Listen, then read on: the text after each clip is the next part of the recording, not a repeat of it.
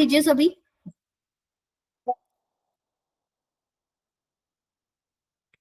So question number 1. A ball of mass m falls vertically to the ground from a height h1 and rebound to a height h2. The change in momentum of the ball on striking the ground is. Time for this question 1 minute. फटाफट करो.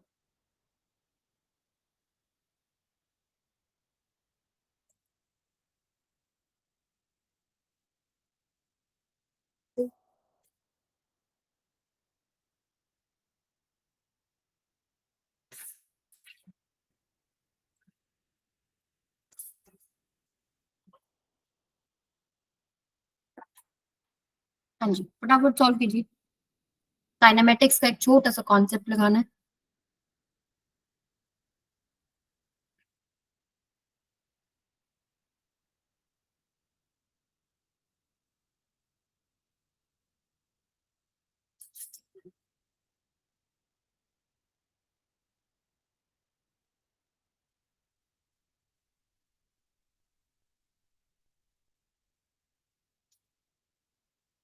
Yes Sakshi. Ma'am answer A आ रहा है. No. Ma'am सी आ रहा है मेरा. No. ए भी आ गया, सी भी आ गया, मतलब ए और सी नहीं है. अब बी और डी में बताओ क्या क्या आंसर आएगा. मैम मेरा तो बी आ रहा है. सो ऑप्शन बी करेक्ट है बच्चों. बी आ रहा है. मैम अभी लेकिन अगर मैम बी है तो जिसकी 2g को हम कॉमन लेके h1 और h प्लस तो कर ही सकते हैं. नहीं, फिर भी आपका आंसर मैच तो नहीं कर रहा ना. जैसे इसको ऐसे नहीं प्लस कर सकते आप. देखो पहले तो फटाफट मैं आपको बता देती हूँ कैसे होगा. एक बॉल है, वो नीचे आके स्ट्राइक करती है, देन इट रीबाउंड्स अगेन, यहाँ पर पहुंचती है. जब वो नीचे आती है तो कितना डिस्प्लेसमेंट होता है? h1. h1. ऊपर जा रही है तो h2. H2. तो उसने पूछा change in momentum of ball on striking the ground. जब वो ग्राउंड को स्ट्राइक कर रही है तो उससे पहले कितनी वेलोसिटी थी, उसके बाद कितनी वेलोसिटी है, वहीं से तो चेंज इन मोमेंटम आएगा ना. क्या होता है change in momentum? Ma'am mass into में फाइनल वेलोसिटी. v2 मान लेते हैं जब ये ऊपर जाएगी. Minus initial velocity. यस. और इसमें नीचे वाली मान लेते हैं v1. अब मुझे चाहिए v2 और v1. तो इक्वेशन जो मुझे पता है, क्योंकि डिस्प्लेसमेंट मुझे गिवन है, टाइम वगैरह कुछ गिवन नहीं है, तो मुझे जो इक्वेशन उठानी पड़ेगी कौन सी? v square minus u square equals to 2as. Case number 1 पे अगर हम लगाते हैं तो ड्रॉप हुई है, इनिशियल वेलोसिटी 0 हो गई, और फाइनल जस्ट स्ट्राइक करने से पहले कितनी हो गई? v1. This is equal to 2. A की जगह आप g पुट कर सकते हैं, एस की जगह आप h1 पुट कर सकते हैं. तो v1 की वैल्यू कितनी आ गई बच्चों? √2gh. सिमिलरली केस 2 के ऊपर अगर आप लगाएंगे तो √2gh2. Yes again v square minus u square equals to 2s. तो फाइनल वेलोसिटी वहां 0 हो रही है. इनिशियल वेलोसिटी कितनी है? v2. v2 2gh2. yes, so v2 square that is equal to 2gh2. so v2 की वैल्यू कितनी आ गई बच्चों? Under root 2gh2. ठीक है. सो यहां से अब आपको वैल्यू पुट करनी थी, मास v2 की वैल्यू पुट करनी है अंडर रूट 2gh2. अब देखिए वेलोसिटी जो है वो एक vector quantity, momentum is a vector quantity. तो यहाँ पर जो आप पुट कर रहे हैं वेक्टर्स है. तो आप साइंस अगर देखें तो v1 डाउनवर्ड है तो इसको हम नेगेटिव ले लेते हैं, और v2 अपवर्ड है तो इसको हमने क्या ले लिया? पॉजिटिव. तो यहाँ से अगर आप v2 माइनस v1 करेंगे तो आप प्लस में आ जाएगा अंडर रूट 2gh2. क्लियर है सबको? Yes ma'am. ठीक है, तो आपकी ऑप्शन करेक्ट हो जाएगा. नेक्स्ट क्वेश्चन पे चलते हैं. टाइम है 1 मिनट का. कीजिए जरा सा. अनास हुआ कोई डाउट है बेटा? No ma'am.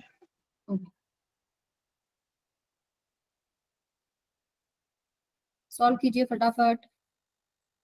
25 क्वेश्चंस का टारगेट है हमारा आज का, कि 25 क्वेश्चंस करने हैं हमको. अब आपकी स्पीड पे डिपेंड करता है हम कितने कर पाएंगे आज.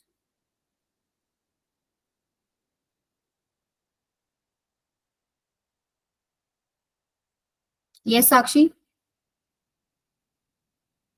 आंसर कमेंट करो. सभी बच्चे आंसर कमेंट करो. सो एक आंसर हमारा आया है B option.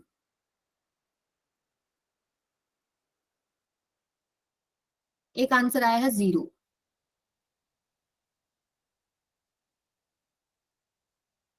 2 answer 0, 3 answer 0। So answer बिल्कुल सही बताया तुम लोगों ने, option third, A। Option A correct है। तो सबसे पहली बात, चेंज इन लीनियर मोमेंटम आपको निकालना है बिटवीन 0 to 8। टाइम जो आपको दिया है 0 to 8 के अंदर कितना चेंज इन मोमेंटम है, डेल्टा पी निकालना है। एफटी ग्राफ है, एफटी ग्राफ का जो एरिया होगा वो क्या देगा, चेंज इन मोमेंटम देगा। Change in momentum. इम्पल्स क्या होता है बेटा, इम्पल्स होता है चेंज इन मोमेंटम या फिर प्रोडक्ट ऑफ फोर्स इनटू में टाइम। टाइम। ठीक है, सो यहाँ से जो एफ टी का जो प्रोडक्ट है, वाई एक्सिस पे एफ है, एक्सिस पे टी, इसका जो प्रोडक्ट बनेगा वो क्या बनेगा, चेंज इन मोमेंटम। अब यहाँ पर आप इसका एरिया निकालो, ये एरिया कितना हो जाएगा 2 into 2, ये कितना हो जाएगा 6 minus 2 यानी 4 into 1, ये कितना हो जाएगा 1 into 1 into 1। 1 into 1। अब जैसे 1। डिस्प्लेसमेंट में हम करते थे ना, डिस्टेंस और डिस्प्लेसमेंट, अगर मान लो डिस्टेंस निकालना होता था मुझे एरिया ग्राफ से, तो मैं सबको ऐड करती थी। डिस्प्लेसमेंट निकालना था तो एक्सिस के ऊपर प्लस और एक्सिस के नीचे वाले हम नेगेटिव लेते हैं। माइनस। इसी तरीके से हम यहाँ पर करेंगे, नीचे जो ग्राफ है वो -4 हो गया, ऊपर है +4, नीचे है +1 -1 सॉरी, और ऊपर है +1 तो फाइनल आंसर क्या बन गया 0। 0। 0, बड़ा सा 0। क्लियर है सबको? Yes ma'am. Let's move on to next question then. A ball of mass 0.2 kg, एक बॉल है 0.2 kg, strikes an obstacle and moves at 60 degree to its original direction। मान लो इसकी स्पीड है 20 मीटर पर सेकेंड, ऐसे लिखा है देखो next line में, if its speed also changes from 20 to 10। तो कोई ऑब्स्टेकल आया जिसकी वजह से 60 degree to original position move कर जाती है और इसकी जो फाइनल स्पीड है वो कितनी है 10। तो magnitude of the impulse of the ball, impulse का आपको मैग्नीट्यूड निकालना है। तो आपको कहीं फोर्स तो गिवन नहीं है, टाइम गिवन नहीं है, तो इंपल्स को निकालने का दूसरा तरीका क्या है, चेंज इन मोमेंटम। ये आपको निकालना है, ठीक है, निकालिए जरा, टाइम है आपके पास 1 मिनट।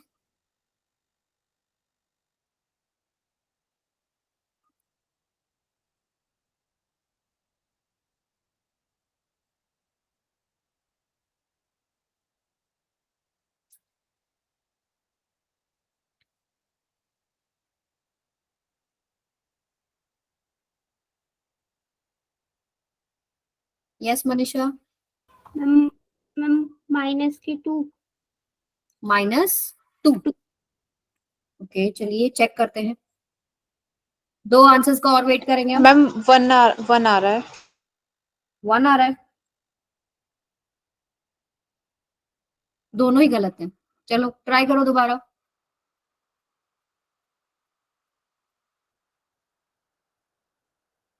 अब यहाँ पर ना कंपोनेंट्स करने पड़ेंगे आपको। मैम 2√3। 2√3 यस, किसने किया आंसर? मैम एक सेकेंड, -2 आया तो फिर हमने एंगल को भी उसमें लेना पड़ेगा, एंगल तो लिया ही नहीं। माइनस आया है, मैग्नीट्यूड पूछा है बेटा, मैग्नीट्यूड में प्लस माइनस का कुछ रोल नहीं है, प्लस वैल्यू रखेंगे। हाँ तो मैम तो आ तो गया था मेरा मतलब 2√3, लेकिन मैंने सोचा एंगल को लेंगे ही नहीं तो एंगल मैंने लिया ही नहीं था, इसलिए मैंने आपको 2 बताया था लेकिन √3 नहीं बता रही थी, एंगल नहीं लेंगे इसलिए। अच्छा, अभी देखो, सबसे पहले क्योंकि टकराने के बाद उसकी डायरेक्शन बदली, अब वो अलग एंगल पे जा रहा है। जैसे मोमेंटम आप निकालते हो तो मोमेंटम में वेलोसिटी है एंड वेलोसिटी का डायरेक्शन है, तो अब डायरेक्शंस हमें देखनी पड़ेंगे। अगर सिंगल स्ट्रेट लाइन में होता तो प्रॉब्लम नहीं थी, ठीक है, आप सीधा माइनस करके निकाल सकते हो वेलोसिटी, 10 - 20 कर देते, इनटू मास कर देते, मोमेंटम चेंज आ जाता। बट अब यहाँ पर डायरेक्शन चेंज हो गई है, तो यहाँ पर आप लिखेंगे इधर 10 cos 60 और इधर आप लिखेंगे 10 sin 60। अगर हम इसको सॉल्व करते हैं तो 10 cos 60 कितना हो गया 5 और ये कितना हो गया √3 बाय √3/2 कितना हो जाएगा √3/2 5√3 है ना। Yes ma'am. ठीक है, सो अभी अगर मैं इसको लिखूं, इनिशियल वेलोसिटी को u मान लेते हैं, तो u आपके पास हो गया 20 i क्या, ठीक है, और v कितना हो गया आपके पास 5 5 i cap 5 i plus cap plus 5 root 3 j cap. 3 j cap. अब मुझे निकालना था change in momentum, that is mass into v minus u. So mass is 0.2, velocity आपके पास है 5 i cap plus 5 root 3 j cap minus 20 i cap. तो ये हो जाएगा 0.2 into minus 15 i cap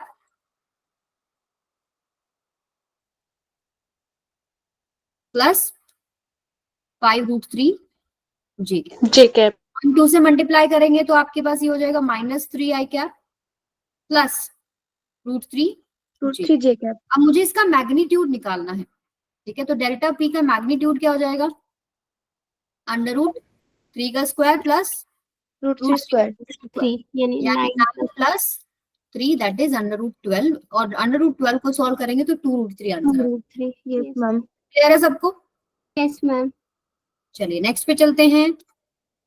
time है अगेन 1 मिनट.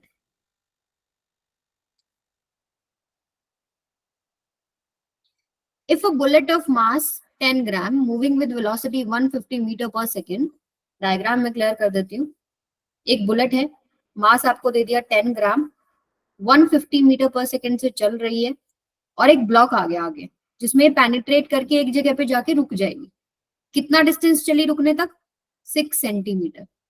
सो इन्होंने पूछा average force imposed by bullet on the block is. Average force कैसे निकालोगे?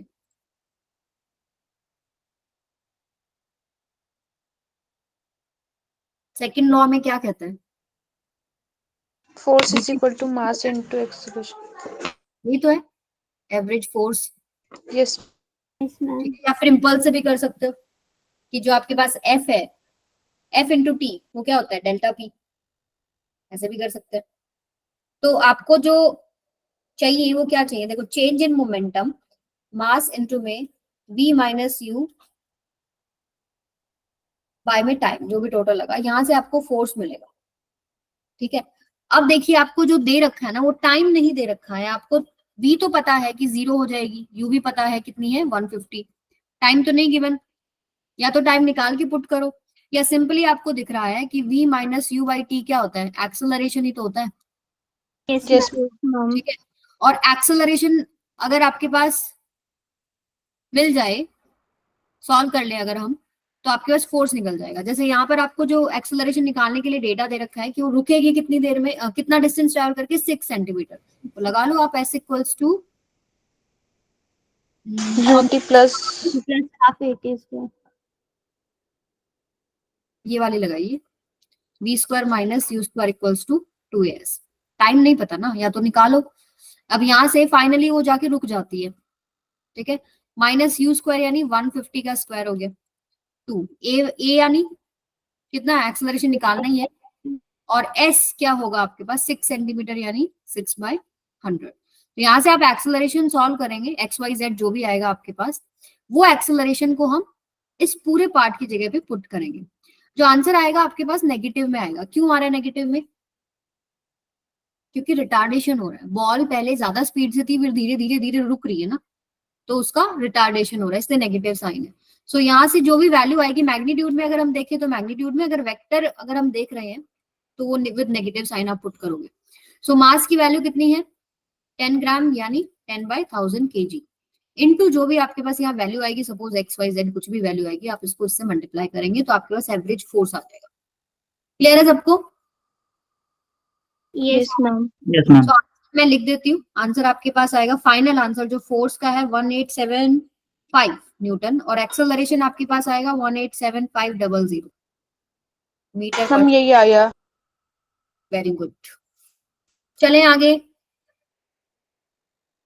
Yes, Yes, ma'am. चलो करो जरूर. अगेन टाइम मिलेगा आपको 1 मिनट.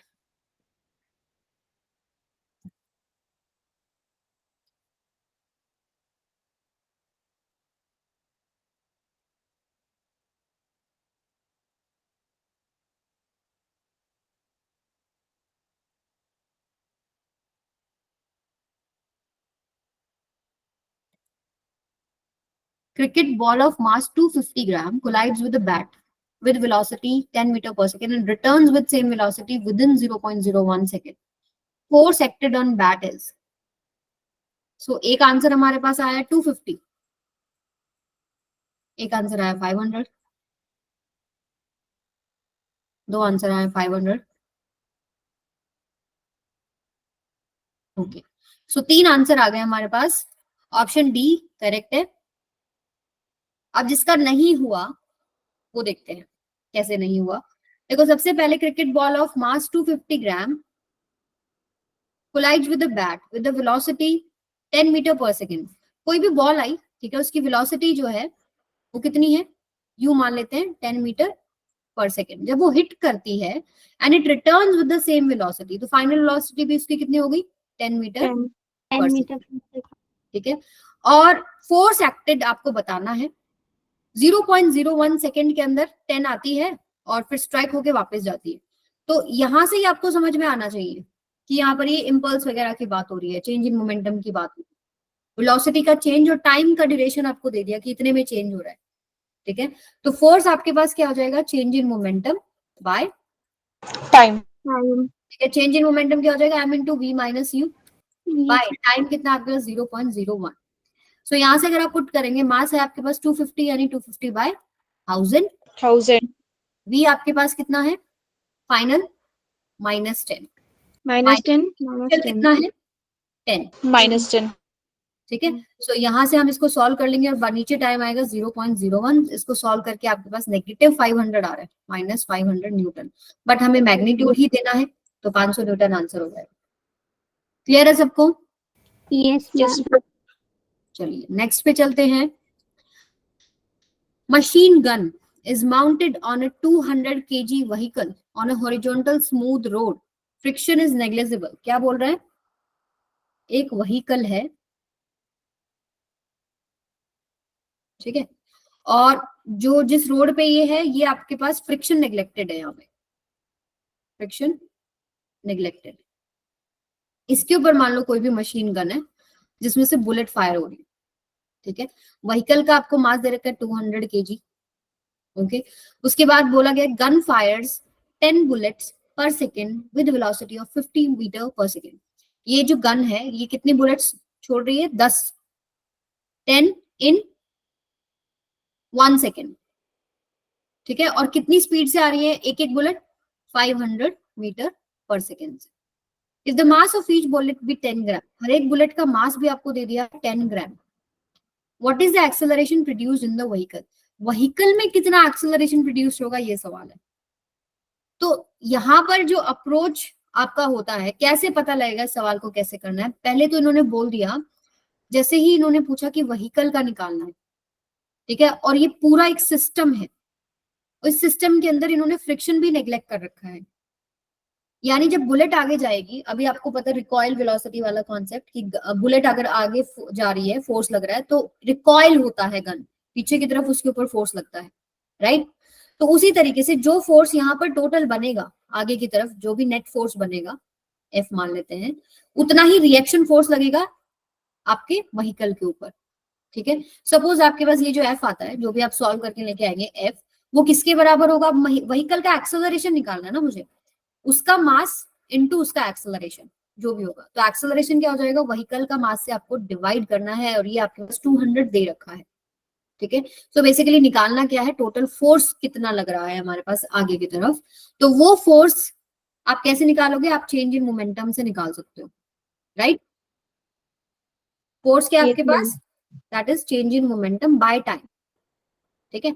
सो अगर हम देखें यहाँ पर जो मोमेंटम आपके पास है, इनिशियली तो बुलेट थी नहीं, इनिशियल वेलोसिटी क्या है उसका 0, फाइनली वो निकल रही है कितने से, 500 मीटर पर सेकेंड, ठीक है. तो मोमेंटम आपको गन बुलेट का अगर निकालना पड़े, एक बुलेट का बताओ कितना होगा, उसका मास, उसका मास और उसकी वेलोसिटी यानी इनटू 500. बट बुलेट तो कितनी निकल रही है, 10 बुलेट्स. 10. अभी देखो ये फॉर्मूला लगाना है तो टाइम भी तो चाहिए ना. तो 1 सेकेंड को ही टाइम मान लो, और 1 सेकेंड में कितनी बुलेट जा रही है आपको पता है, 10. इनटू 10, और ये कितनी में जा रही है 1 सेकेंड में. तो ये आपके पास आ जाएगा फोर्स. अगर आप इसको सॉल्व करेंगे कितना आएगा, देखो ये 0000 गया, ये 0 गया, यस 50। यही 50 आपको यहाँ पुट करना है, 50 बाय 200 ये हो जाएगा 1/4। आंसर मैच नहीं किया, 25 यस ये मीटर पर सेकंड स्क्वायर में है, सेंटीमीटर में 100 से मल्टीप्लाई करेंगे तो ऑप्शन ए करेक्ट हो जाएगा। Yes ma'am. क्लियर है सबको? यस पक्का? Yes ma'am. चलिए नेक्स्ट पे चलते हैं। In the figure given, the position time graph of the particle of mass 0.1 kg is shown. The impulse at t is equal to 2 second. Time दीजिए 1 minute का और सॉल्व कीजिए जरा।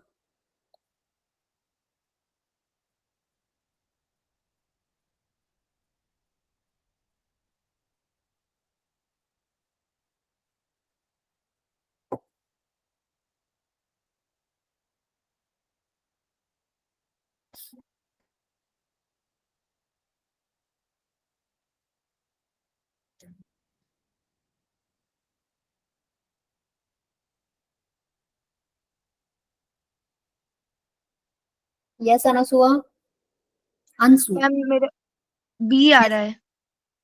बी आ रहा है, यस मैम।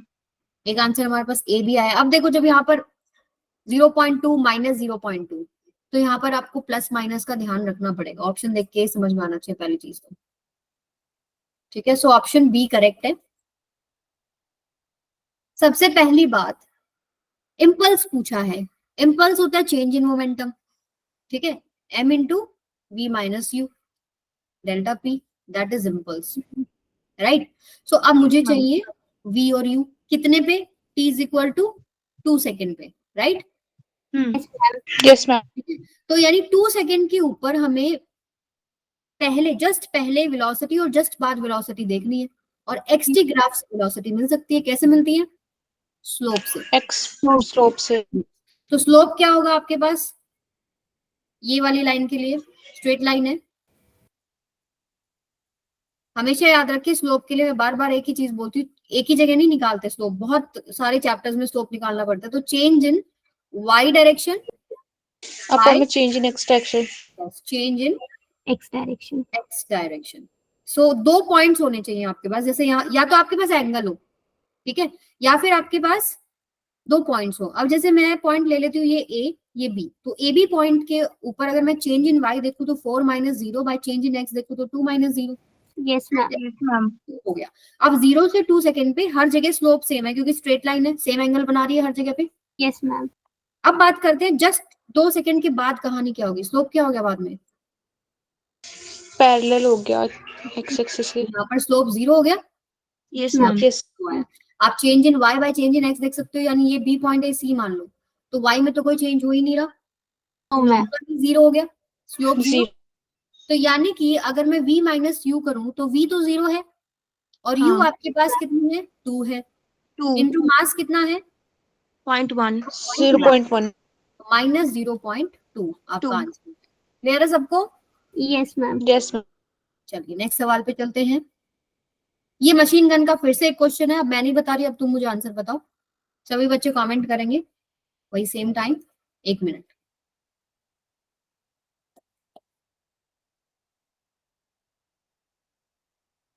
कीजिए जरा सॉल्व।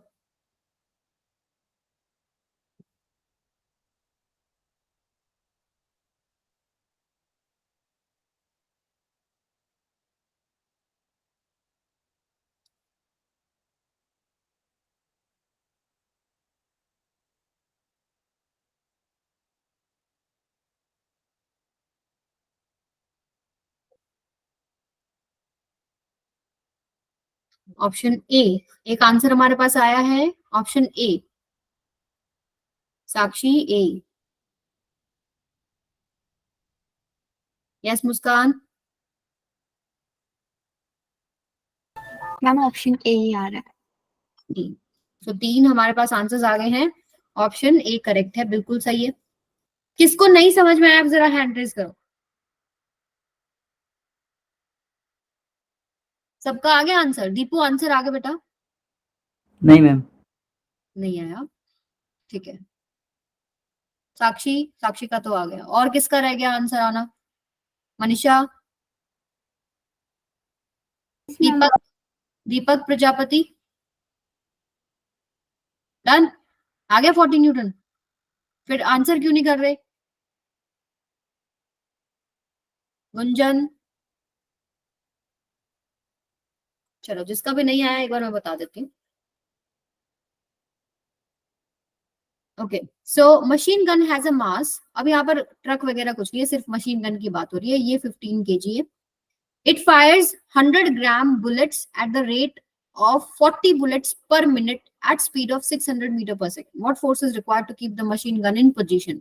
अब सीधी सी बात है, जब इसमें से कोई बुलेट फायर होंगी, ठीक है, फोर्स लग रहा है आगे की तरफ, तो इसमें पीछे की तरफ एक फोर्स लगता है, तो इतना फोर्स आपको देना पड़ेगा to keep that in position, otherwise machine पीछे मूव कर जाएगी, राइट? Yes ma'am. मुझे ये फोर्स निकालना है, और ये फोर्स मैं वैसे ही सेम तरीके से निकाल सकती हूँ, चेंज इन मोमेंटम बाय में टाइम। Yes ma'am.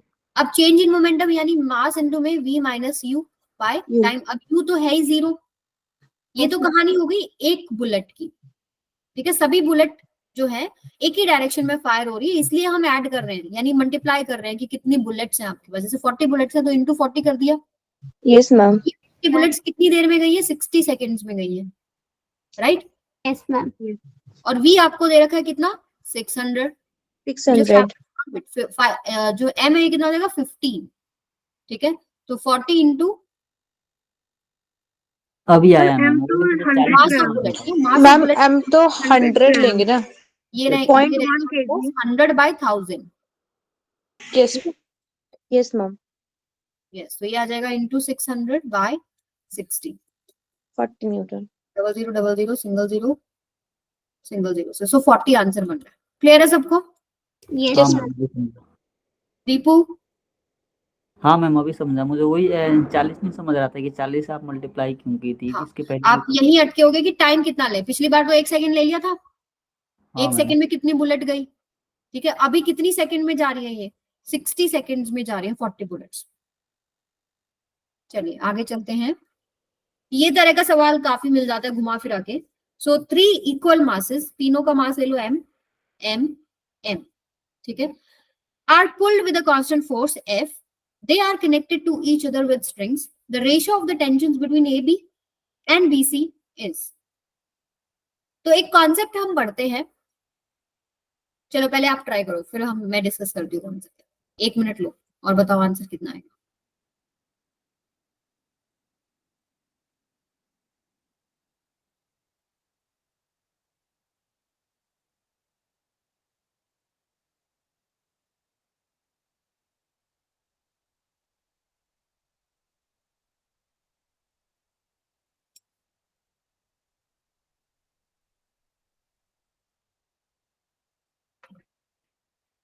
सी, मुझसे नहीं पूछो, अपना आंसर करो वहां पे टाइप, कितना आ रहा है तुम्हारा, विद कॉन्फिडेंस।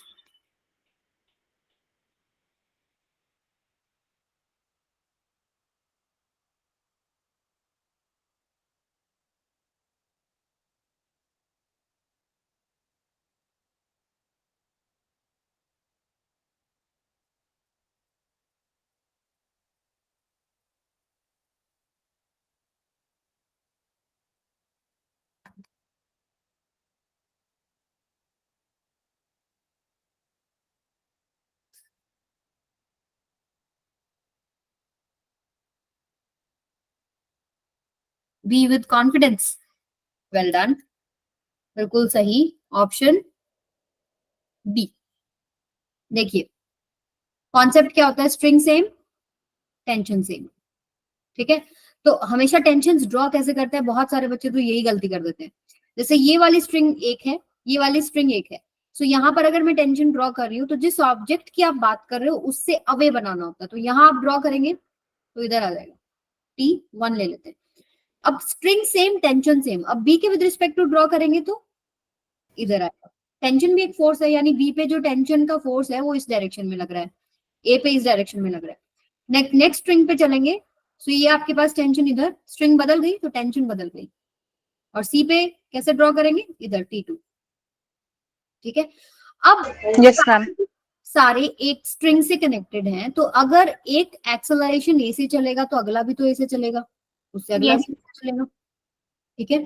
सो इक्वेशन जो है हम कैसे बनाते हैं, F minus T1 is equal to M A, T1 minus T2 is equal to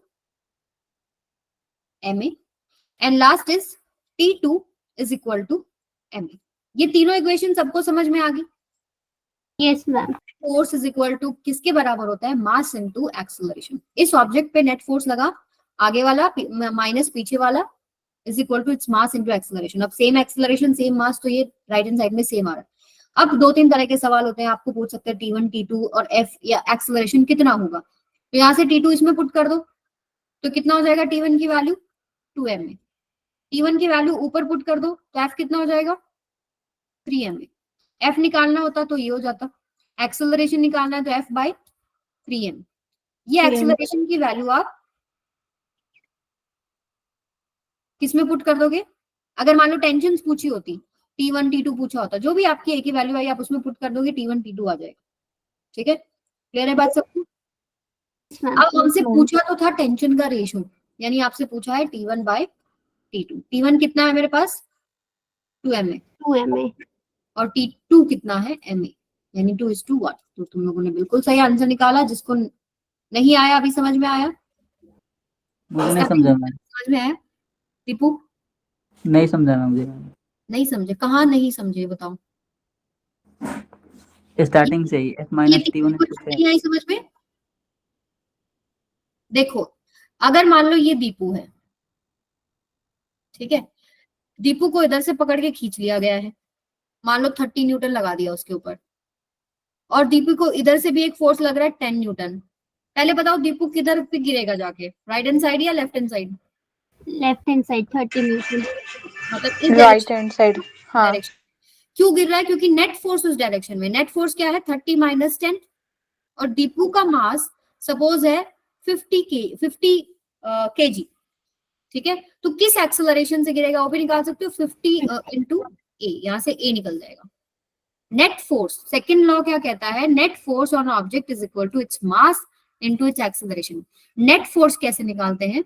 जितना आगे निकला लग रहा है और जितना पीछे लग रहा है इनको सब्ट्रैक्ट कर, जो ज्यादा होगा उस तरफ उसका मोशन हो जाएगा। क्लियर है दीपू?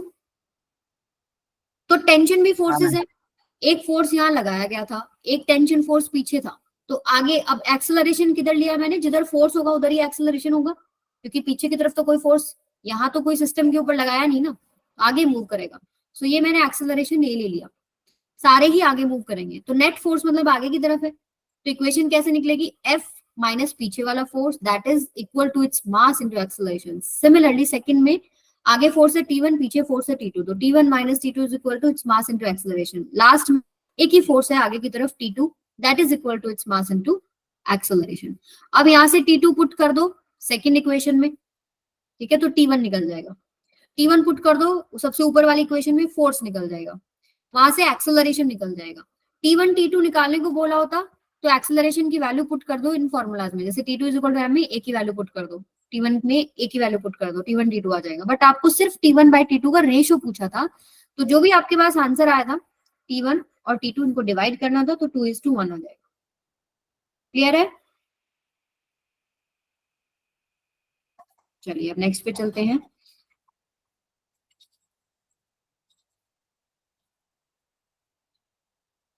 चलो, ये बहुत ही अच्छा सवाल है कॉन्स्ट्रेंट मोशन के ऊपर, किए हुए क्वेश्चन इसके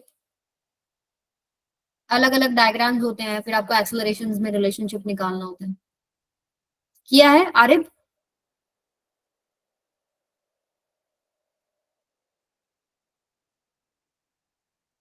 साक्षी? मैम किया तो था पर याद नहीं आ रहा कॉन्सेप्ट। याद है, इसीलिए प्रैक्टिस करा रहे हैं, आपको याद आ जाए कॉन्सेप्ट्स। अच्छा, एक कॉन्सेप्ट था कि टेंशन की वजह से वर्क डन ऑन सिस्टम 0 होता है, याद है? चलो मैं याद दिलाती हूँ, कॉन्सेप्ट ही याद दिलाना पड़ेगा। किसी को ये सवाल शुरू करना भी आ रहा है तो बता दो एक बार।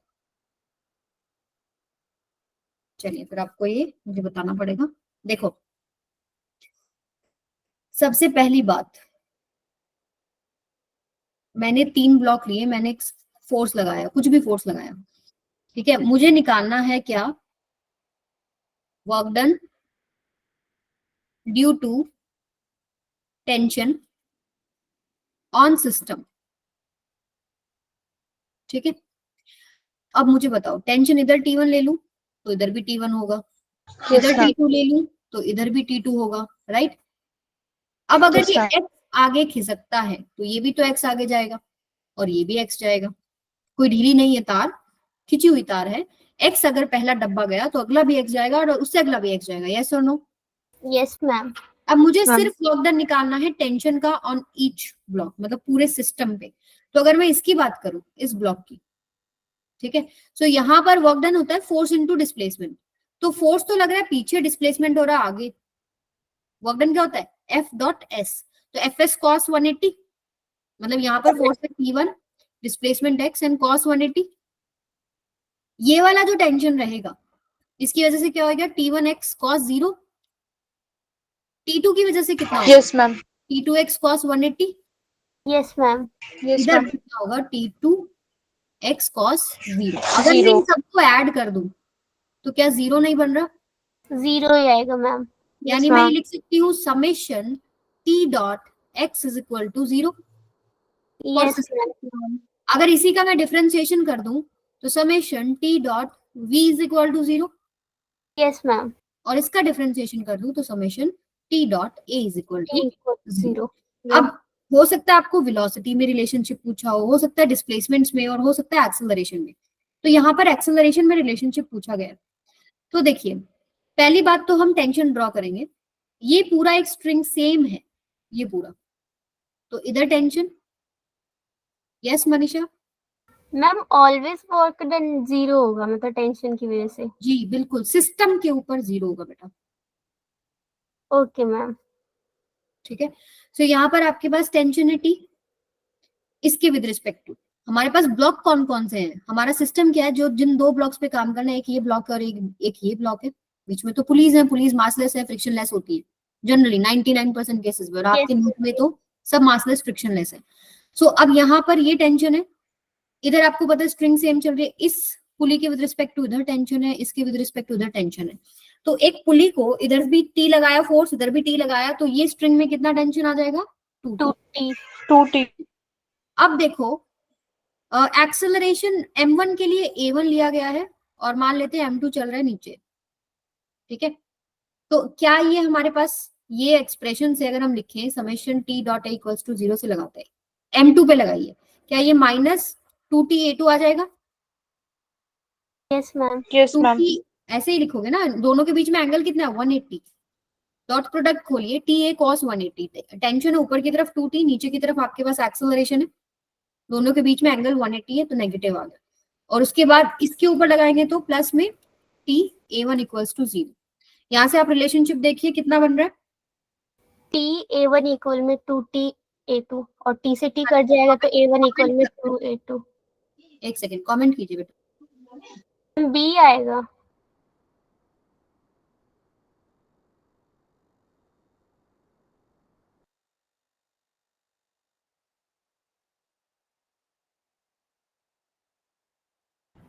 हाँ जी सॉरी बेटा, एक कॉल आ गया था। B आएगा। तो सबको समझ में आया या नहीं समझ में आया? कैसे हाँ, लिखा? आ गया मैम. मैम। ठीक है, तो देखिए ऑप्शन आपके पास आ जाएगा बी। ये आएगा 2T a2 is equal to T a1। तो टेंशन से टेंशन कटा तो a1 इक्वल्स टू 2a2। ऐसे अलग अलग डायग्राम्स आपको बना के दे देते हैं, ठीक है, और उसमें रिलेशनशिप पूछेंगे। तो मेरा एक लेक्चर है, बिटली लिंक पे आप जाओगे ना, bit.ly/सोफिया मैम, इसके ऊपर आप जाएंगे तो एक कॉन्स्ट्रेंट मोशन का लेक्चर मिलेगा, कॉन्स्ट्रेंट मोशन, और ये है लॉज ऑफ मोशन चैप्टर के अंदर। इसके अंदर और भी बहुत सारे डायग्राम्स हैं जो सॉल्व किए हुए हैं, और ये रिलेशनशिप्स निकालने हैं। So if you have some time वहां पर प्रैक्टिस करो 3-4 डायग्राम्स की, उसमें आंसर्स भी मिलेंगे। अगर कोई डाउट रहता है तो मुझे स्क्रीनशॉट लेके भेज देना, मैं बता दूंगी कैसे करना है। क्लियर है? Yes, ma'am. चलो नेक्स्ट पे चलते हैं। चलिए ट्राई कीजिए बच्चों। Two masses m1 and m2 are attached to a spring balance as shown. Assuming the pulleys to be light and frictionless, calculate the reading in the spring balance. 1 minute लीजिए और एक बार सोचें कैसे होगा, थोड़ा ट्राई कीजिए।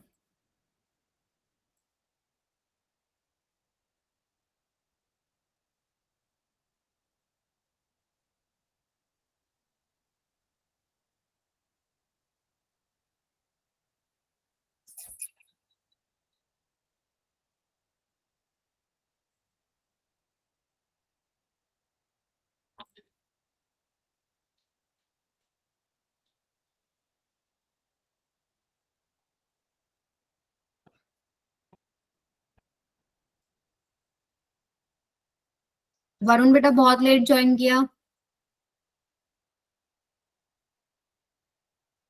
कल से टाइम पे हमेशा ट्राई करो कि दोपहर को एक बार मैसेज देख लो क्लास किस टाइम पे है, क्योंकि क्लास का थोड़ा टाइम ऊपर नीचे हो जाता है, तो हमेशा एक बार चेक कर लिया करो दिन में कि टाइम क्या है आज क्लास का। यस अंशुआ। मैम मेरा आंसर आया 2 हम्म, m1 m2 by m1 plus m2 into g। Very good. Ma'am मेरा भी यही आया।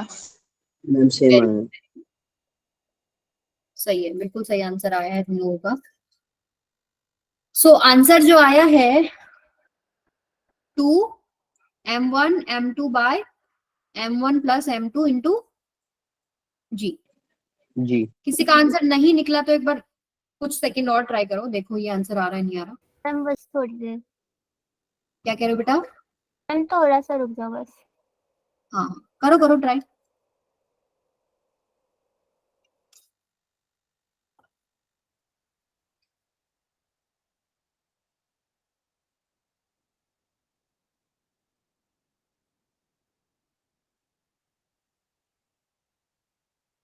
आ गया मैम।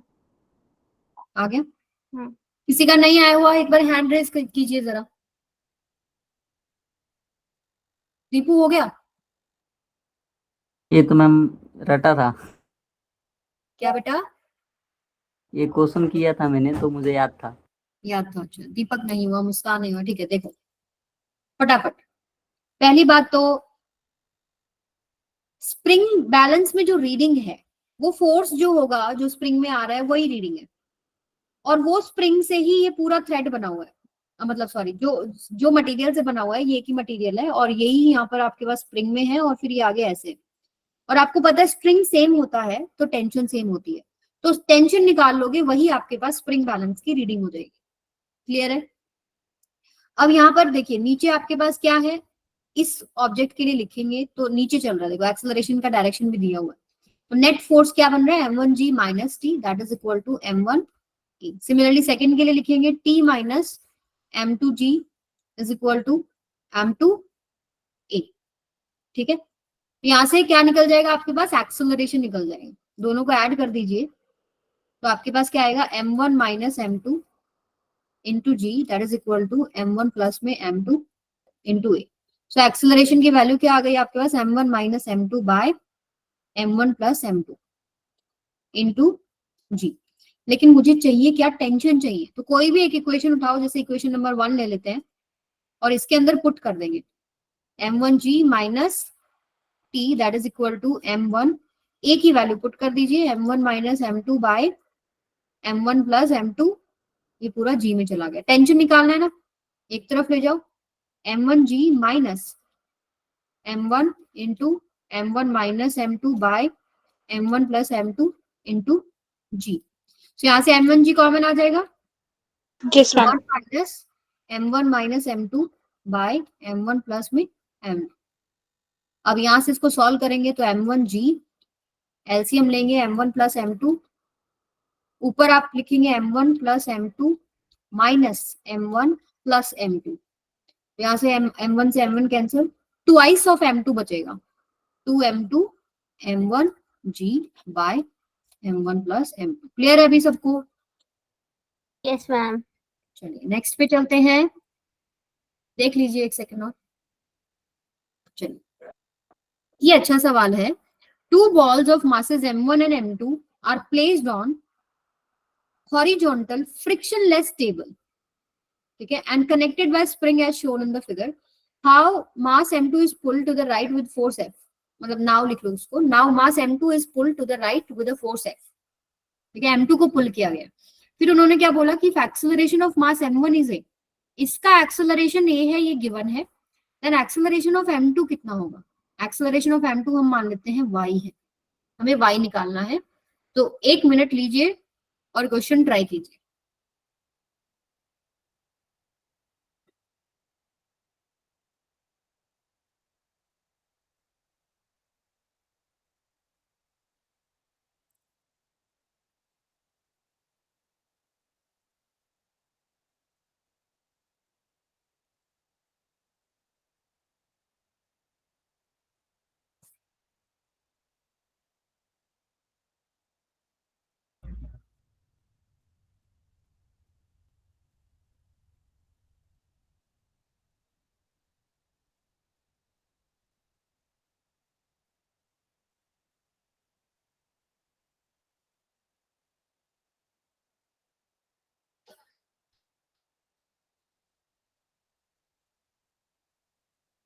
कुछ समझ में आ रहा है कैसे करना है?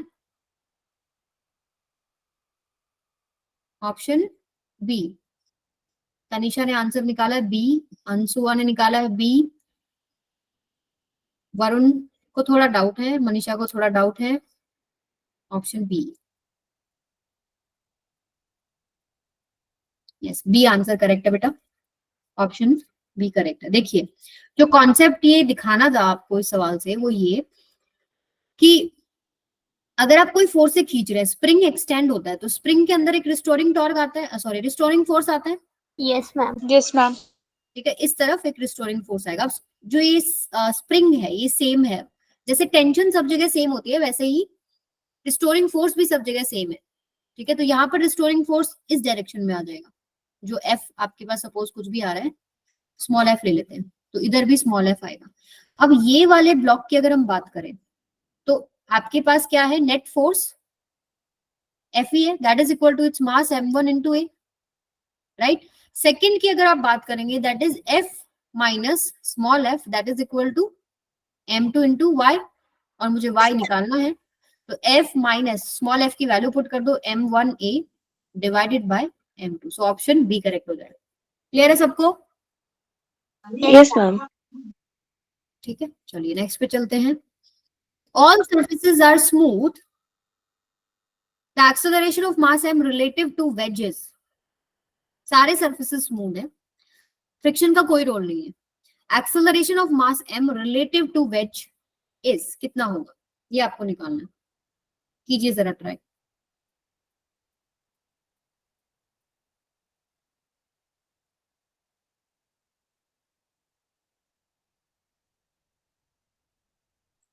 इस तरह के कॉन्सेप्ट में आप सूडो फोर्स से क्वेश्चन इजीली कर सकते हो।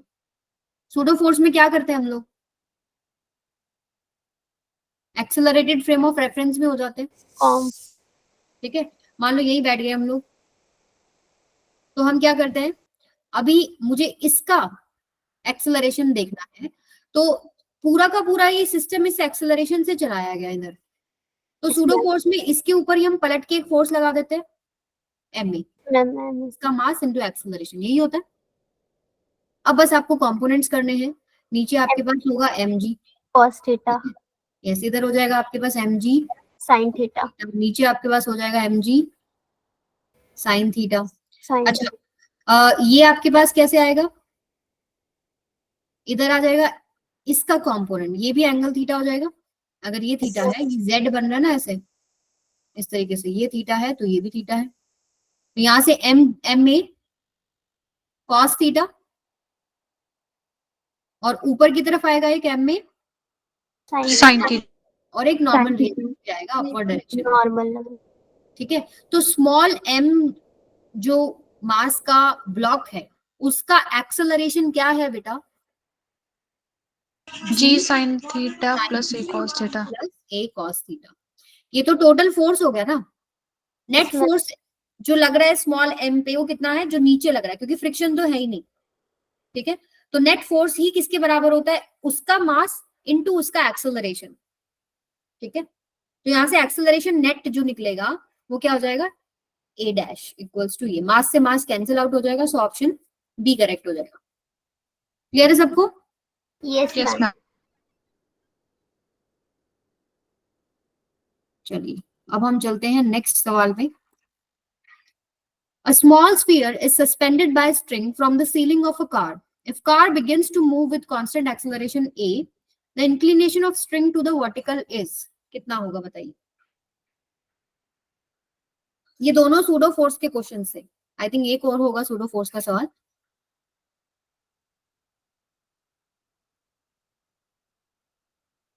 एक कार है,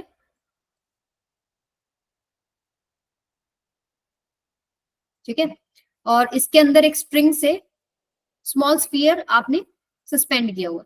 जब कार मूव करती है विद कांस्टेंट एक्सेलरेशन ए, तो ये स्प्रिंग आपको पता है कि पीछे जाता है, ठीक है। तो ये पूछा गया कि ये स्ट्रिंग जो है, ये जो इधर गया, तो इसने वर्टिकल के साथ कितना एंगल इंक्लाइन किया, मतलब कितना इंक्लिनेशन है, ये आपको बताना है। सो ऑप्शन दो आए हैं, तनिषा, वरुण, मनीषा। वेरी गुड बेटा, ऑप्शन बी करेक्ट है। ये भी सूडो फोर्स के कॉन्सेप्ट से आप बहुत आसानी से कर सकते हो, ठीक है। बिना सूडो फोर्स के भी कर सकते हैं और सूडो से भी कर सकते हैं। सूडो में आपको अगर देखना पड़ेगा, देखिए क्या होगा, पहले तो इधर टेंशन टी है और इधर आपके पास कितना हो जाएगा, ये टी कॉस थीटा, ये भी थीटा हो जाएगा क्योंकि, और एक आपके पास क्या आ रहा है इधर, टी साइन थीटा, यस। नीचे आपके पास क्या आ रहा है, एम जी, ठीक है। अब अगर हम इस गाड़ी में ही बैठे हैं, ठीक है, तो इस बॉब के ऊपर हम एक पलट के फोर्स लगाते हैं, एम, यस मैम। ठीक है।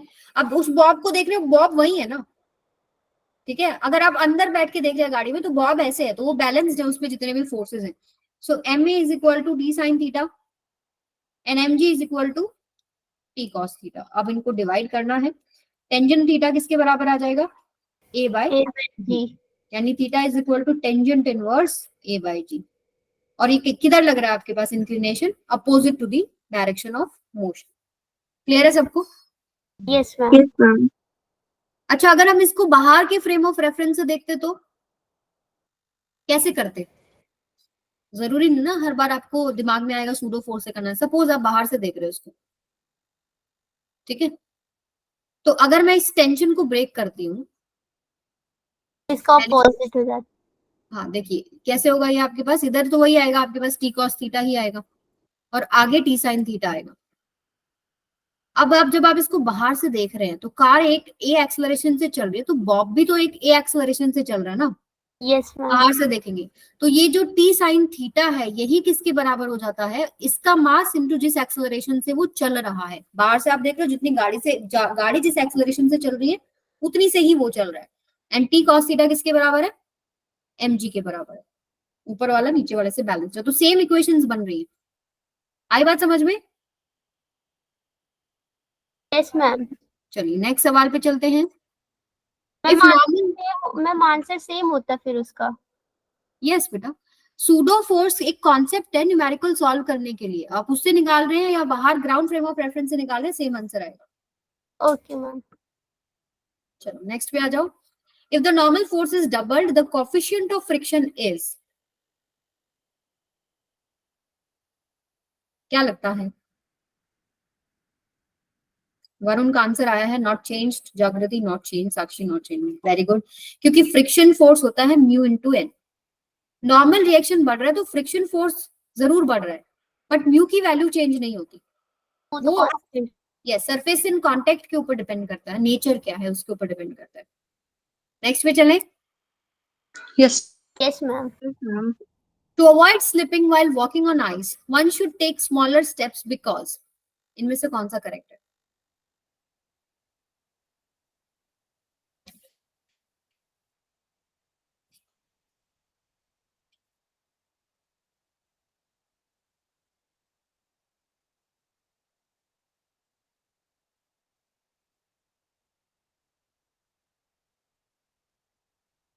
Option C. ये बात बिल्कुल ठीक है कि फ्रिक्शनल फोर्स जो प्रोवाइड होगा आइस के द्वारा वो बहुत कम होता है, but more appropriate answer option C नहीं है यहाँ पे, ऑप्शन बी रहेगा यहाँ पे, नॉर्मल रिएक्शन। अब इसको समझा मैं बहुत बड़े तरीके से सकती हूँ, 15-20 मिनट लग जाएंगे, जो पूरा आपके पास थ्योरी है ना कि वॉकिंग कैसे काम करती है, ठीक है। तो लेकिन मैं आपको एक सिंपल शॉर्टकट तरीके से बताती हूँ कि आपको पता है कि एक पर्सन मान लो रुक रहा है यहाँ पे, ठीक है।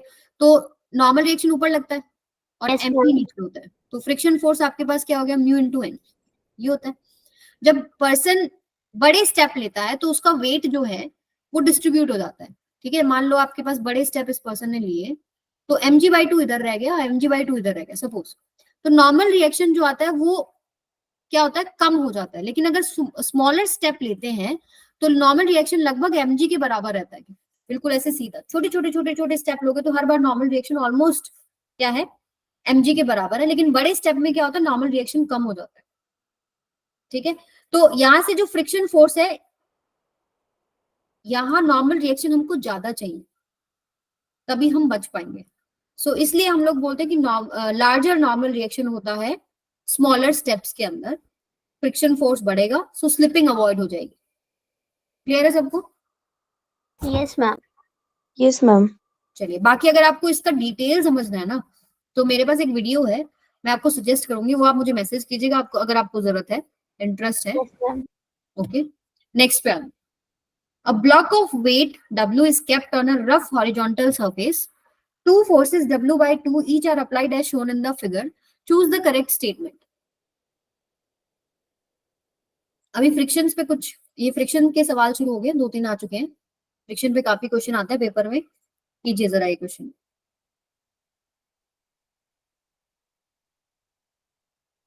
इस तरह के सवाल को देख के दिमाग में क्या स्ट्राइक करता है, कंपोनेंट्स लेके देख लेते हैं, यही होता है ना। हाँ मैम। Yes ma'am. यस, तो फ्री बॉडी डायग्राम अगर हम इसका देखें तो क्या क्या चीजें आ रही है, देखिए।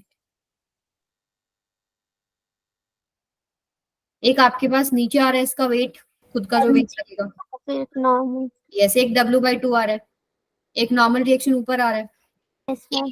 फ्रिक्शन आएगा पीछे की तरफ क्योंकि ऐसे खींचा गया, आगे की तरफ चलेगा ना, तो रिलेटिव मोशन की टेंडेंसी किधर है उसके हिसाब से फ्रिक्शन फोर्स आता है। एक इधर आएगा W/2 cos 30, ठीक है, इसका कंपोनेंट कर लेंगे। एक ऊपर की तरफ आएगा W/2 साइन साइन 30। तो अब देखिए ऑप्शंस, देखिए क्या है। कोफिशिएंट ऑफ फ्रिक्शन का कुछ रिलेशनशिप पूछा हुआ है, किस इससे बड़ा होगा तो चलेगा, इससे छोटा होगा तो नहीं चलेगा, या जो भी रिलेशनशिप है, तो यानी कि मोशन के ऊपर चेक करना है कि चल रहा है या नहीं चल रहा है। तो ऐसे केसेस में हम क्या करते हैं, आपको पता है क्या कि W ऊपर नीचे तो मोशन है नहीं ब्लॉक का, तो W प्लस W/2 ये किसके बराबर है, normal reaction plus W/2 sign 30, ये बैलेंस्ड है। तो यहां से हमारे पास क्या आ जाएगा, 3W/2 that is equal to normal reaction plus W/2 cos sine 30 होता है 1/2 यानी W/4। एन की वैल्यू कितनी हो जाएगी, 3W/2 माइनस W/4। इसको सॉल्व करेंगे, 6W minus W is equal to normal reaction, यानी किसके बराबर आ रहा है, 5W/4। ये तो नॉर्मल रिएक्शन की कहानी होगी, मैम। ठीक है। अब आपको क्या पता है कि अगर मेरे पास जो आगे वाला फोर्स है, देखो अगर वो आगे वाला और पीछे वाला बैलेंस्ड है तो कोई प्रॉब्लम नहीं है, बट हमें कंडीशन चेक करनी है कब वो मूव करेगा, कब वो मूव नहीं करेगा। तो आपको पता है कि अगर W/2 cos 30 ग्रेटर देन, ठीक है, ग्रेटर देन, अगर पीछे जो फोर्स लग रहा है यानी F plus F only F, तो आपके पास क्या हो जाएगा, मोशन हो जाएगा, ब्लॉक मूव कर जाएगा ना। यस मैम इसमें 3W/2 ये कौन सा लिया आपने? क्या कह रहे हो बेटा, ये जो W/2 है ना ये नीचे है, ये जो W/2 लग रहा है ये नीचे लग रहा है ऐसे, W/2 ये वाला जो दे रखा है ये, ठीक है। तो पीछे की तरफ एक ही फोर्स है फ्रिक्शन फोर्स, और आगे की तरफ है W/2 cos 30। अगर आगे वाला फोर्स फ्रिक्शन फोर्स की भी कौन से फोर्स से, लिमिटिंग फ्रिक्शन से अगर ज्यादा हो जाता है तो ब्लॉक मूव कर जाएगा। लिमिटिंग फ्रिक्शन की वैल्यू क्या होती है, म्यू इंटू एन होती है, यस मैम। यानी कि n/2 cos 30 कितना होता है, √3/2 √3/2 should be greater than mu into N, N आपने निकाल लिया 5W/4। 4 सो 4 से 4 सारा कैंसिल हो गया, यानी आपके पास नॉर्मल रिएक्शन, सेकेंड रुकिए, हाँ देखो ये मेरे को ना, मेरा ही एन मुझे डब्ल्यू लग रहा था, मतलब मेरा ये जो लिखा था मैंने नॉर्मल रिएक्शन लग रहा था, ये डब्ल्यू है, ठीक है, ठीक लिखा था बिल्कुल, डब्ल्यू बाय 2 cos 30 का root 3 by 2 is greater than mu into N, N की वैल्यू है 5 डब्ल्यू बाय 4, सो डब्ल्यू से डब्ल्यू कैंसिल, 4 से 4 कैंसिल, यानी कि म्यू जब लेस देन रूट 3 बाय 5 है तो ब्लॉक मूव कर रहा है। Yes, ये ma'am. मैंने उलट के लिख दिया, म्यू का रिलेशनशिप चाहिए था, सो कौन सा ऑप्शन आपका मैच कर रहा है? Option D. Ma'am D. ये मैम नॉर्मल आपने कैसे निकाले एक बार वो बता दो। नॉर्मल निकाला, देखिए जो फ्री बॉडी डायग्राम पे देखेंगे ऊपर कितना फोर्स है और नीचे कितना फोर्स है वो बैलेंस्ड है, क्योंकि यहाँ पर ऐसे नहीं बोला कि वर्टिकल डायरेक्शन में वो मूव कर जाएगा। देखिए ऑप्शन में भी देखेंगे ब्लॉक मूव कर गया, राइज नहीं कर रहा, ठीक है, तो जनरली ये क्वेश्चन होते हैं वो जिधर फोर्स है उधर मोशन हो गया ना। मैम ये W is not equal to W/2 आपने लिखा है, फिर इसके बाद n प्लस W/2 sin 30, ये तो समझ आ गया मैम। फिर उसके बाद नॉट इक्वल नहीं है, ये नॉट इक्वल नहीं है, W प्लस W/2 है, दैट अच्छा is equal to n plus W/2 sin 30। ऊपर जो फोर्स है और नीचे जो फोर्स है वो बैलेंस कर दिया, ओके मैम, अब सही है। अदरवाइज जिधर फोर्स ज्यादा होगा उधर मोशन हो जाएगा। मुझे लगा नॉट इक्वल लिखा है ना, फिर आपने नीचे 3W/2 लिख दिया, तो इनका वो कहाँ से आ गया इसलिए। अभी समझ में आ गया? हाँ जी मैम, अब आ गया। ठीक है, आप इसको ऐसे भी लिख सकते थे, लिखने को कंडीशन आप ऐसे भी बना सकते हैं कि जो पीछे वाला ये जो है दोनों अगर फोर्स बराबर हो जाए, मतलब जो आगे फोर्स है और मैक्सिमम स्टैटिक फ्रिक्शन बराबर हो जाए तो it's just about to start its motion. Clear है? या आपके पास फ्रिक्शन फोर्स अगर ज्यादा आप ले रहे हो तो आपके पास मोशन नहीं हो रहा, ठीक है, तो दोनों तीनों तरीकों से आप स्टेटमेंट लिख सकते हो, तो रिलेशनशिप यही बनेगा। क्लियर है सबको? Yes, ma'am. नेक्स्ट पे चलते हैं। चलिए ये वाला क्वेश्चन आप ट्राई कीजिएगा, ये आपका होमवर्क क्वेश्चन है, ठीक है, ये भी आप ट्राई करेंगे।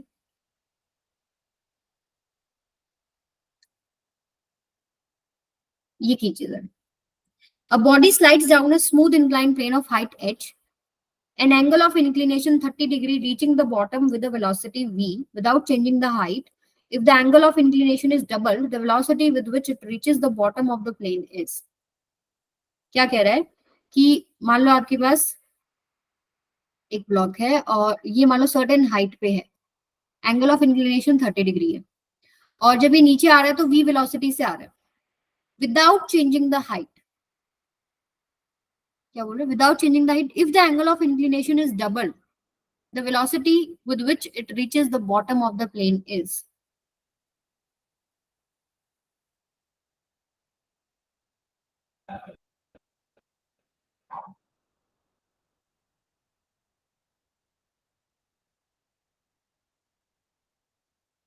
ऑप्शन ए यस, क्योंकि यहाँ पर फ्रिक्शन का कोई रोल आपको दिया नहीं है, तो वर्क एनर्जी थ्योरम क्या कहती है कि जो mg है, जो उसकी पोटेंशियल एनर्जी है, वही उसकी काइनेटिक एनर्जी बनेगी जब वो नीचे पहुंचेगा ब्लॉक। हाइट तो आपने बदली ही नहीं, और इस पूरी रिलेशनशिप में एंगल ऑफ इंक्लिनेशन का कोई रोल ही नहीं है, सो ऑप्शन क्या हो जाएगा? पहले जितनी थी उतनी ही अब आएगी, क्योंकि एच सेम है। क्लियर है सबको? Yes. मैम ये वाला आपने कैसे किया? देखो यहाँ पर इस ब्लॉक के पास पोटेंशियल एनर्जी कितनी है? mgh mgh है, और वर्क एनर्जी थ्योरम क्या कहती है कि अगर फ्रिक्शन नहीं है, एक्सटर्नल फोर्स नहीं है, तो यहाँ पर या जो भी आपके पास टोटल वर्क एनर्जी थ्योरम क्या कहता है पहले बताओ? Work done due to all forces equal to change in kinetic energy होता है, यही होता है ना? Yes ma'am. Yes, ma'am. ठीक है, तो उसके अंदर आपके पास ग्रेविटी यानी जो पोटेंशियल एनर्जी है उसका जो वर्क है दैट इज mgh। ठीक है, सो mgh जो है उसके पास पोटेंशियल एनर्जी है, जब वो स्लाइड करेगा तो यही पोटेंशियल एनर्जी तो काइनेटिक एनर्जी में जाएगी ना, आप Yes, mv ma'am. स्क्वायर में बनेगा, क्योंकि फ्रिक्शन नहीं है, कहीं पर भी दे नहीं रखा फ्रिक्शन है, नहीं तो हम फ्रिक्शन वाला वर्क डन भी रखते। जो ये जो आपके पास हाइट की वजह से है, ये actually work done due to conservative force है। Gravity is a conservative force, due to gravity is conservative force, तो वो mgh होता है, that is equal to half mv square. अब बाद में उन्होंने बोला इंक्लिनेशन चेंज किया बट हाइट सेम रखा। तो हाइट अगर सेम है तो फाइनली जब वो बॉटम पे पहुंचेगा तो वो काइनेटिक एनर्जी के बराबर होता है। हाइट सेम रखा तो काइनेटिक एनर्जी सेम रह जाएगी ना, यानी v सेम रह गया। आई बात समझ में? Okay ma'am. ठीक है, एंगल ऑफ इंक्लिनेशन पे डिपेंड नहीं कर रहा, चेंज जो किया है वो एंगल ऑफ इंक्लिनेशन किया है, बट हाइट सेम रखा है। रिलेशनशिप में mgh is equal to half mv square है, यहां से v निकाल लो।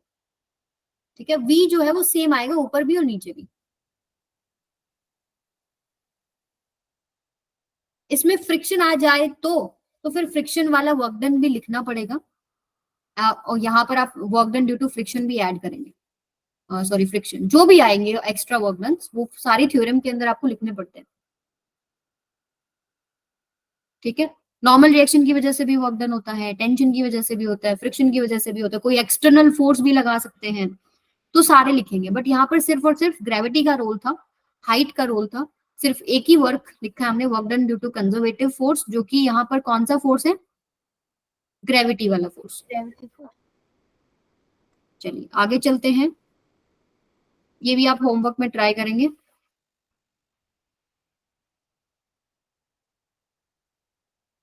अच्छा, इस पे आ जाइए। A stone of mass 0.5 kg is attached to a string of length 2 meter and is drilled in a horizontal circle.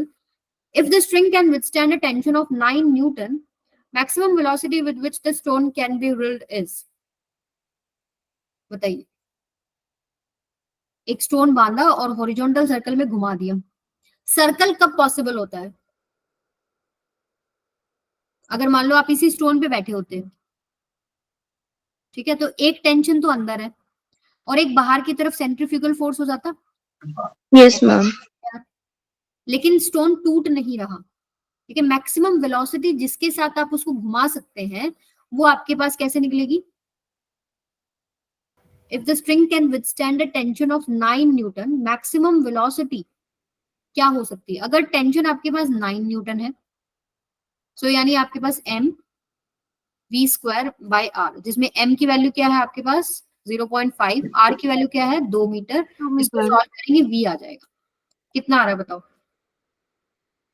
v 6 metre पर सेकंड आ रहा है। 6 मीटर पर सेकंड। 6 आ जाएगा। एक लास्ट क्वेश्चन और ट्राई करते हैं, इस पे आ जाइए। Radius of the curved road on national highway r दे रखा है, width of the road is b, the outer edge of the road is raised by h and respect to inner edge so that a car with velocity v can pass safely over it. Banking of road के ऊपर सवाल है। ये आपके पास car होगी, ये बोला है कितना इंक्लिनेशन है, मतलब कितना ऊपर उठाया गया h हाइट से, और ये आपको क्या दे रखा है? b, ये एंगल ले लीजिए थीटा। ठीक है, तो आपको पूछा क्या है? h की वैल्यू पूछी है। तो सबसे पहले इनमें भी आपको कॉम्पोनेंट्स ही करने होते हैं। तो एक तो इसका mg वेट लगता है नीचे, इधर आपके पास mg cos थीटा, थीटा, नीचे कितना आएगा? mg sin theta. अच्छा, नॉर्मल रिएक्शन क्या होता है? सरफेस के परपेंडिकुलर ऐसे होता है। परपेंडिकुलर। ठीक है, इसके भी कंपोनेंट कर लेंगे हम लोग। अगर ये थीटा है तो ये भी थीटा होगा। Yes ma'am. ठीक है, n cos थीटा, ये n cos थीटा n आएगा, cos theta, n sin theta, sin theta, n sin theta. आपके पास आएगा n cos थीटा, इधर n sin। एक आएगा n sin थीटा। ठीक है, क्लियर है सबको? Yes ma'am. Yes ma'am. Yes ma'am. Okay, so अभी एक और इस पे फोर्स लग रहा होगा, mv square bye r।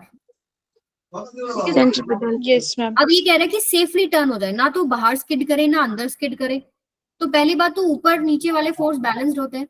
n cos theta किसके बराबर है? n sin mg, mg के। n cos theta, mg cos theta. n cos theta तो मैम mg के बराबर है ना? mg के बराबर है मैम। एक मिनट एक मिनट। तो पहले तो हमने कंपोनेंट किया mg cos थीटा, इधर आया mg sin थीटा। ठीक है, और नॉर्मल रिएक्शन हमारे पास कैसे आएगा? कुछ ऐसे आएगा, ऐसे। इधर n cos थीटा आया, इधर n sin थीटा आया। सो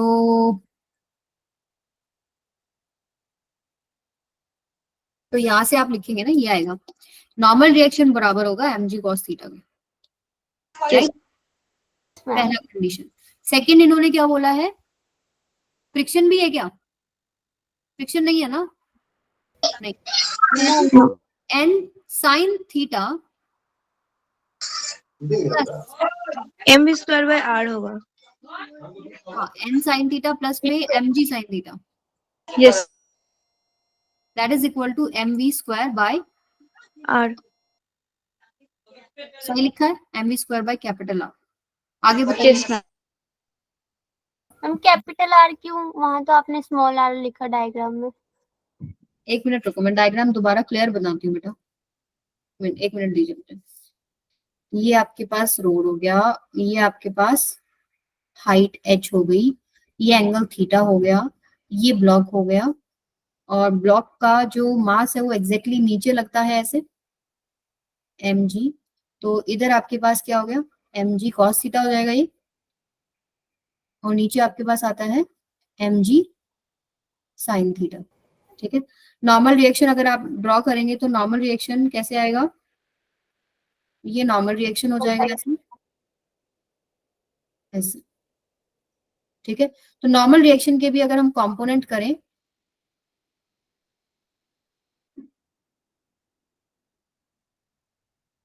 जैसे हम x और y एक्सिस ये ले लेते हैं,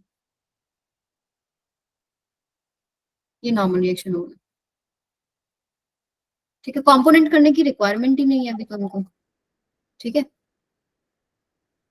सो यहां से अगर हम देखेंगे तो एक यहाँ पर क्या आ रहा है आपके पास, mv स्क्वायर बाय आर, ये बनेगा। तो mg sin थीटा किसके बराबर है, mv स्क्वायर बाय आर, और n किसके बराबर है, mg cos theta. Yes, n बराबर आपके पास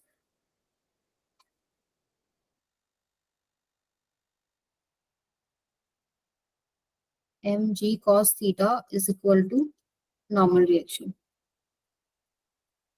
क्लियर है सबको? Yes ma'am. आगे कैसे करेंगे अब, हमें यहाँ से टेंजेंट, अगर मैं इसको डिवाइड कर दूं तो टेंजेंट थीटा, और टेंजेंट थीटा मैं ट्रायंगल से निकाल सकती हूँ। मैम tan थीटा तो v स्क्वायर बाय आर जी आएगा ना। एक सेकेंड रुको बस, क्वेश्चन नंबर है कौन सा ये,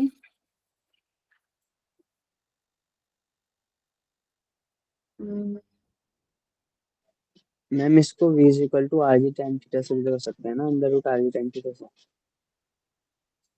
हाँ, v is equal to R tangent theta वाला जो आप फॉर्मूला बोल रहे हो ना, वो लेवल्ड रोड के लिए वो होता है, फॉर्मूले से। उससे नहीं होगा ये। n cos theta is equal to mg n cos theta, अगर इसके कंपोनेंट लेते हैं हम लोग तो इधर आएगा आपके पास n cos थीटा, और इधर आएगा आपके पास n sin theta, yes ma'am. ऐसे आएगा ना वो n sin थीटा। यस हाँ। मैम। और mv स्क्वायर बाय आर ऐसे नहीं आएगा, mv स्क्वायर बाय आर ऐसे आएगा। Yes ma'am. अभी आया समझ में? अब हो जाएगा ये। अब n sin थीटा जो है, इसको हटाइए, इसको हटाइए, n sin थीटा किसके बराबर होगा, mv। सेंटीमीटर फोर्स के बराबर। ठीक है, n cos थीटा किसके बराबर होगा, mg mg के बराबर। mg के बराबर। डिवाइड कर दो, अब बनेगा ये tangent theta is equal to mv square by R G. A option ठीक है, है। और टेंजेंट थीटा की वैल्यू आप निकाल सकते हो इस ट्राइंगल से। टेंजेंट थीटा होता है p बाय b, यानी कि h by B. That is equal to v square by R G. तो यानी h क्या हो जाएगा आपके पास, b square by R R G. जी। ठीक है, सो थोड़ा कंपोनेंट लेने में एक्स वाई एक्सिस मैंने ऐसे घुमा के ले लिया, उसको जरूरत नहीं है आपको ऐसे कर लो, क्योंकि mv स्क्वायर बाय आर ऐसे सीधा लगेगा, इधर ऐसे ऊपर की तरफ नहीं लगेगा। क्लियर है सबको? Yes ma'am. Yes ma'am.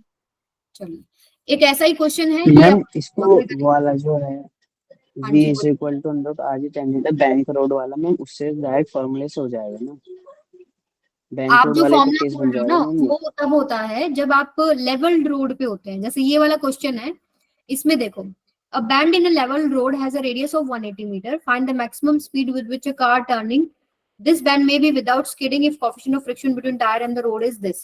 तो यहाँ पर जो था, यहाँ पर रोड को ऐसे उठाया गया है, ठीक है। आप जो फॉर्मूला बोल रहे हो वो रोड को उठाए बिना अगर उसको घुमा रहे हो आप तब आता है, ठीक है।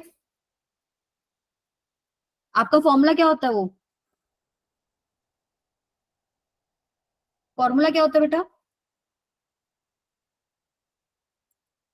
बोलो, अभी तो बोल रहे थे, मैम कौन से वाले का?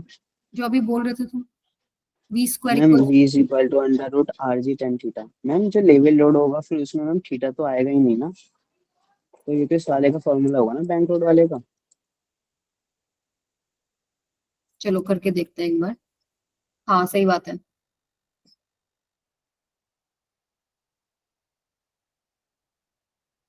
आपने जो फॉर्मूला यही बन रहा है ना, ये वाला। मैम हाँ ये डायरेक्ट फॉर्मूला ही बन रहा है ना, हाँ तो ठीक है डेरिवेशन ठीक है, की जरूरत नहीं थी ना, सॉरी सीधा मैं फॉर्मूले फॉर्मूला से हो नहीं भूल जाएगा। गई थी बेटा। ये आप डायरेक्ट भी कर सकते हो अगर आपको पता है, बट यहाँ पर ये याद रखना कि फ्रिक्शन इन्वॉल्व नहीं है। अगर आप फ्रिक्शन इन्वॉल्व करेंगे तो फिर डिफरेंट स्टोरी हो जाती है। विद फ्रिक्शन भी बैंकिंग ऑफ रोड होता है ना, तो उसमें डिफरेंट स्टोरी होगी। यस, आपको फॉर्मूला अगर याद है, tangent theta equals to V square by R G, इससे भी कर सकते हो, बिल्कुल सही बात है। तो स्ट्राइक मेरा उससे करा दिमाग में जब आपने बोला एंगल तो है ही नहीं लेवल रोड पे, सही बात है। ठीक है, जब आप बैंकिंग रोड आप सिंपली मान लो ऐसे कर रहे हो जिसमें एंगल नहीं है और ये कार है, ये नॉर्मल रिएक्शन पलट के ऊपर लगता है, इसका वेट नीचे हो गया mg, अंदर की तरफ फ्रिक्शन फोर्स और बाहर की तरफ mv स्क्वायर बाय आर। तो ये लेवल रोड की कहानी होती है कि n इक्वल्स टू mg हो गया and mv square by R should be equal to friction force, और फ्रिक्शन फोर्स की वैल्यू आप क्या ले लेते हैं, म्यू इनटू n। तो इससे भी सॉल्व कर सकते हैं। तो ये वाला क्वेश्चन भी ट्राई कीजिएगा। ये कुछ 4 या 5 क्वेश्चन आपको होमवर्क में दिए हैं, ये निकाल के आइएगा, कल सबसे पहले ये डिस्कस करेंगे, ठीक है। Yes ma'am. तो आज का सेशन मोस्टली हर टॉपिक से एक एक क्वेश्चन हो गया है, फिर भी कुछ रहता होगा तो कल मैं ऐड कर दूंगी। मैम इससे कितने क्वेश्चन आएंगे इस आपके चैप्टर? 2 से 3 सवाल आ सकते हैं बेटा। Okay ma'am. ओके, सो अभी जिस स्टूडेंट को मैंने बोला था कि क्लास के बाद रुकना, वो रुक जाओ, बाकी सब जाओ।